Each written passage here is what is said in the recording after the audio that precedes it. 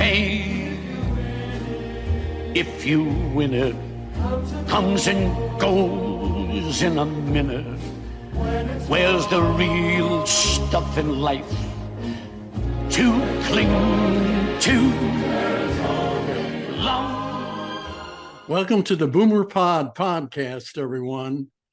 Today's guest is movie and television actress and stunt performer, Angela Meryl. Welcome, Angela. How are you? Thank you. Thank you, Larry. Thank you so much. Thank you for having me. I really appreciate you inviting me to come on. I did my research on you, Angela. I Uh-oh. watched your interview with Chris Doris, the mental toughness guy, Yes. and knew immediately that you were going to be a great interview. I promise this will be a different approach, however. Okay. Let's talk about your book, Oh. Stunts, the How-To Handbook. What can you tell me? What can I tell you? Well, I just happen to have it right here. Perfect. Perfect. It is a how-to book to help others to get into the business, and as well as people that don't want to get into doing stunts. I made it a motivational book to help people get up and get moving and get excited, and to learn the vocabulary of the business, to learn set etiquette and how to hustle to get jobs. Meaning for us, we say hustle, but it's basically networking, and headshots and social media and just all these different things. I tell about my story and how you can do it too. Now, 84% of your readers gave the book 5 stars. That's pretty impressive. That is awesome. Thank you. Yeah. Thank How do you feel about that? I feel great. I feel grateful. I'm just trying to make sure my phone is off. I feel grateful, and I feel like, okay, I've helped more than that one person, it feels good. Now, what was your motivation for this endeavor?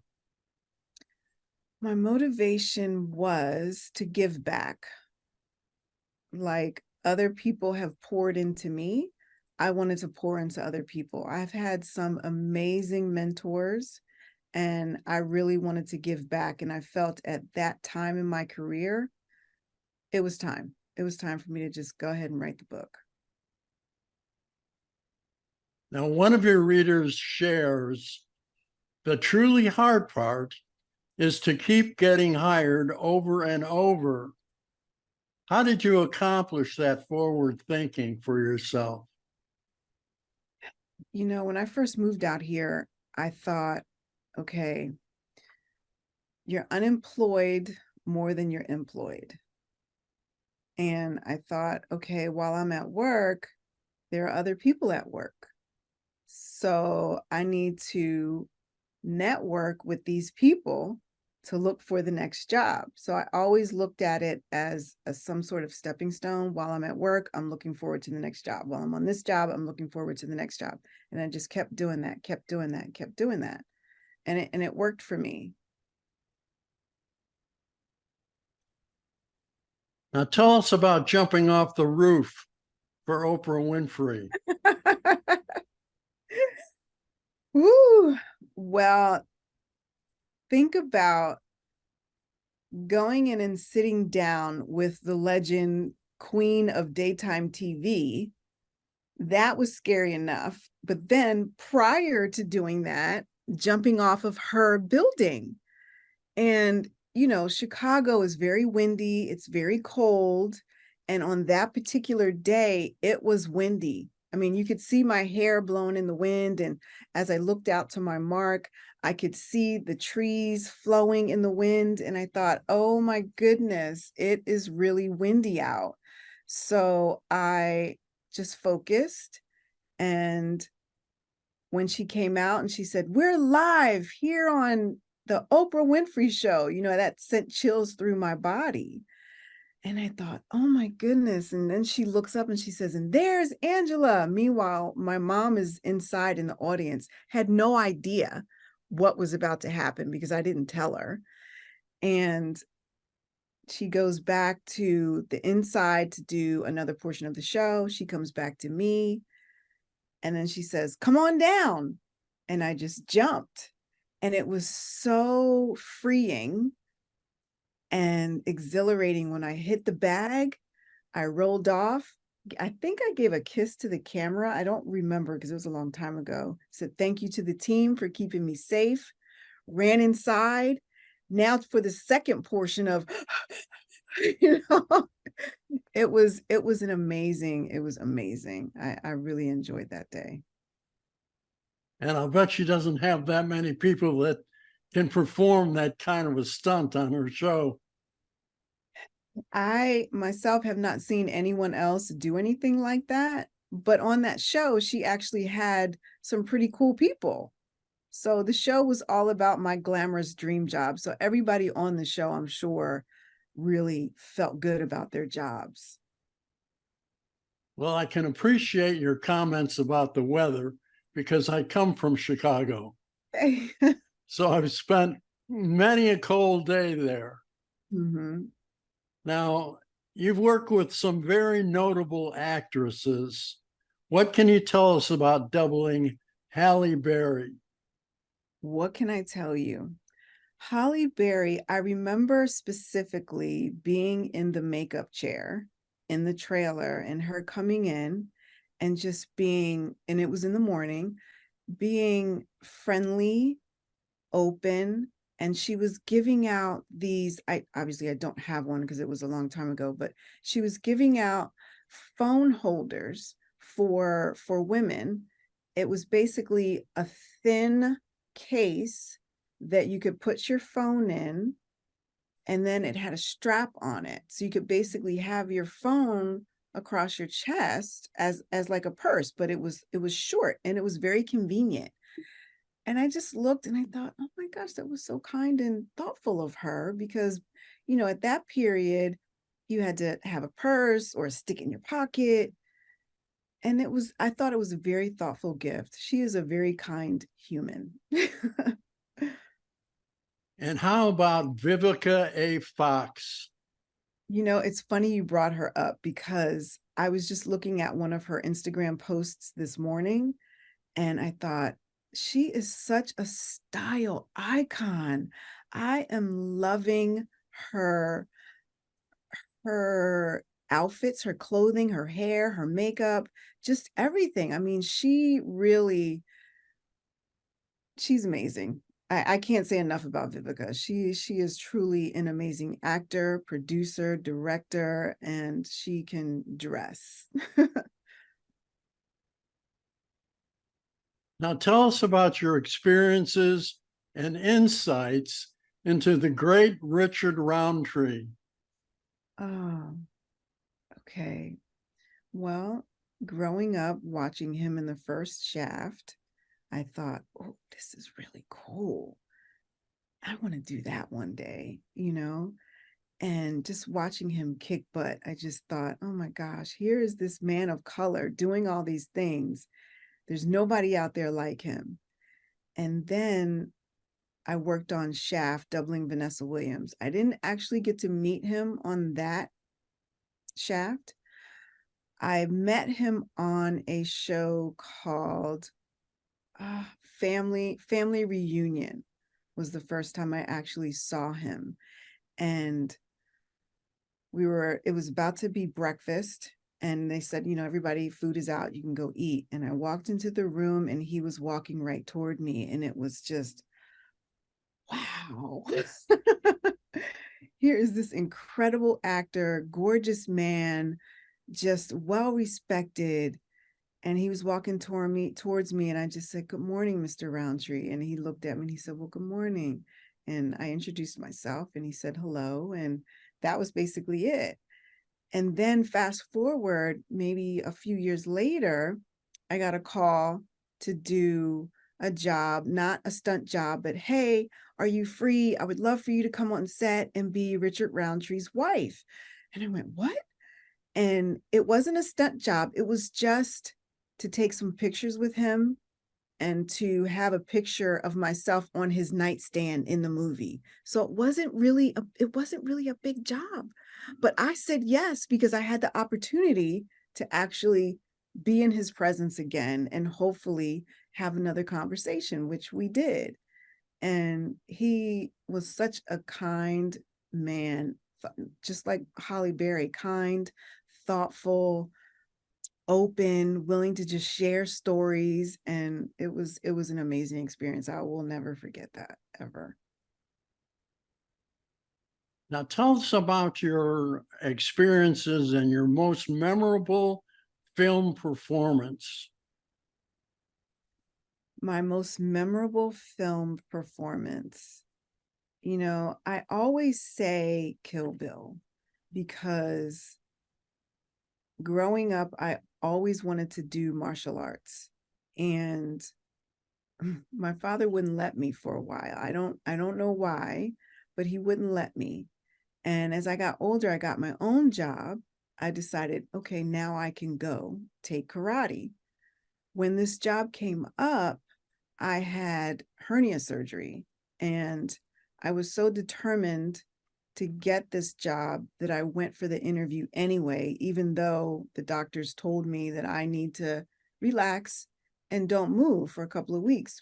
But once I heard about this movie and then I heard about who was directing it, I called my karate instructor. He drove us down there. Quentin Tarantino was there that day. Vivica was there that day. And I thought, I'm getting this. I'm getting this. I was determined. So I actually showed him my stitches in my stomach, and he just looked at me and looked at my karate instructor and said, okay. I said, can I get a week? And he said, yes. My teacher and I, he dropped me back home. We got on the phone and we discussed what we wanted to do, not knowing what was going to be asked of me, but we thought, let us be prepared for whatever they're going to ask for. So we came up with different routines to do. And then on the day we got there, Quentin was there, Vivica was there, and there were other stunt performers auditioning. And Master Wu Ping was there, Crouching Tiger, Hidden Dragon. He was the coordinator for that, second unit director for that, and the Beijing fight team that he brought over to help train the actors and the stunt performers. And it was a memory, again, that I cherish.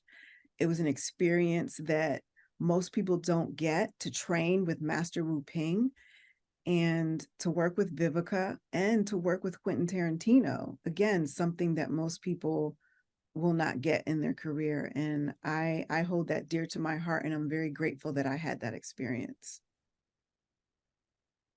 Now, Quentin Tarantino seems like quite the character. What's your take on the man?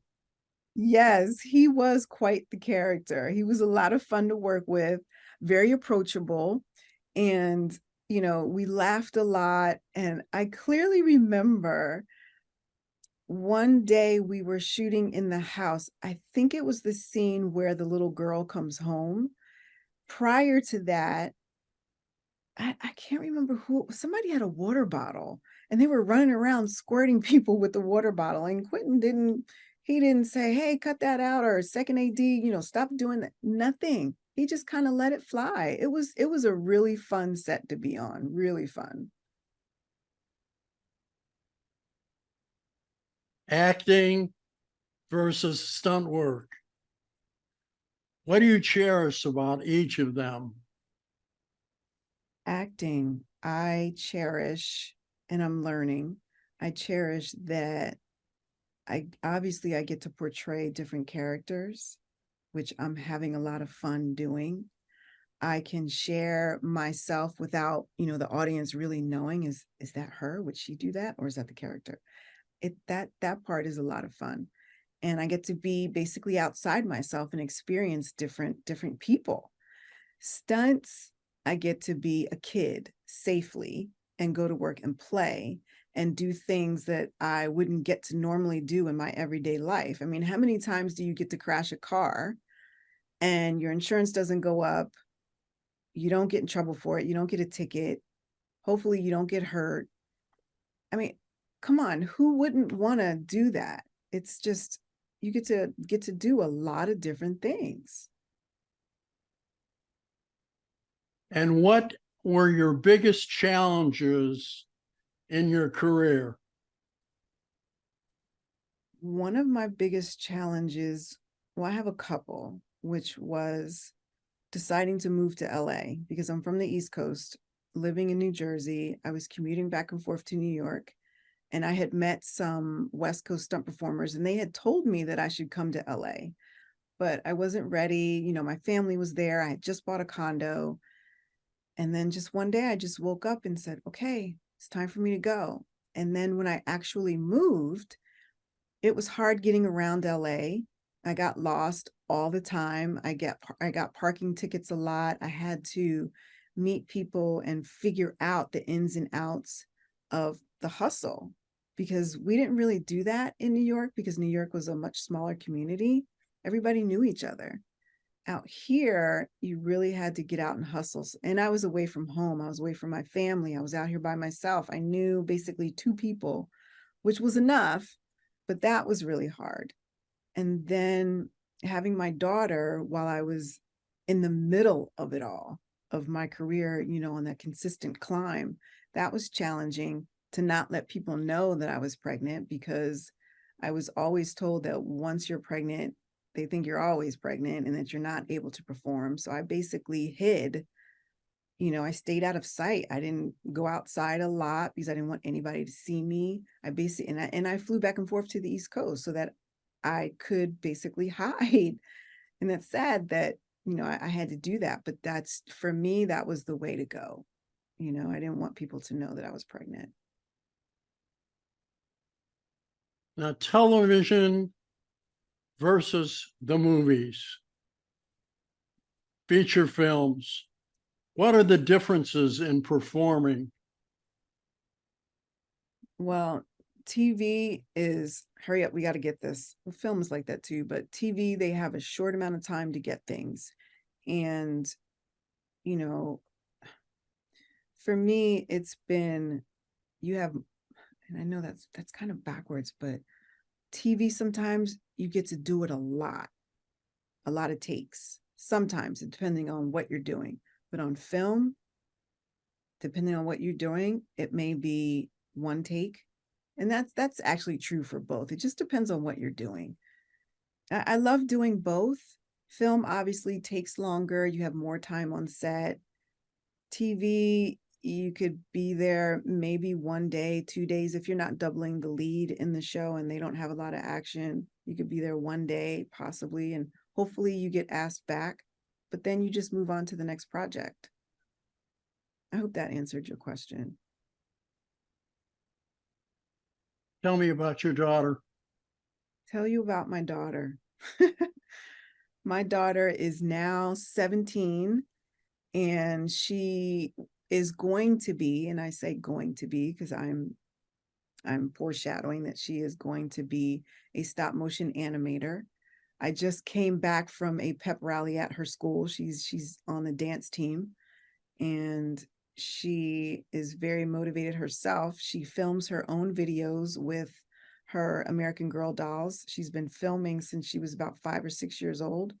She started off with Legos, then graduated to Barbies, and now she's on to 18-inch dolls, and she just films. That's her passion, is to film.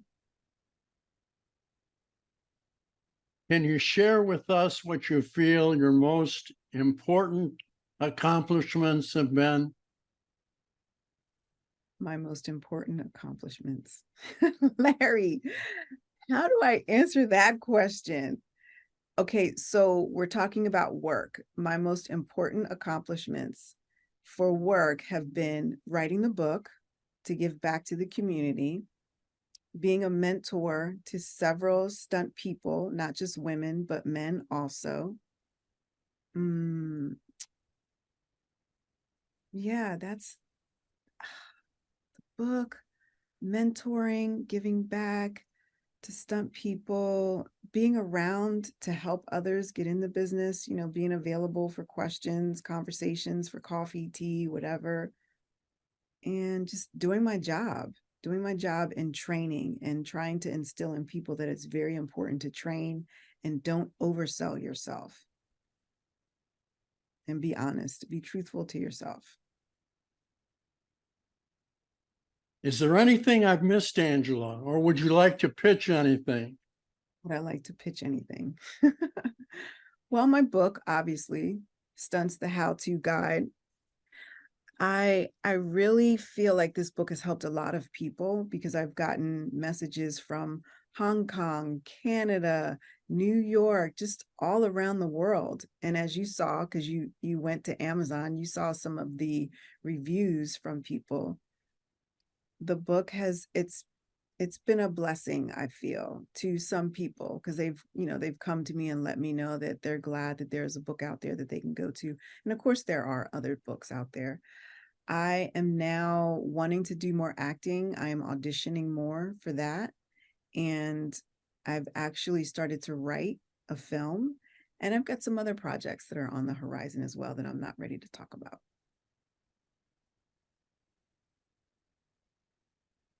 Thank you for joining us today on Boomer Pod, Angela. Yeah.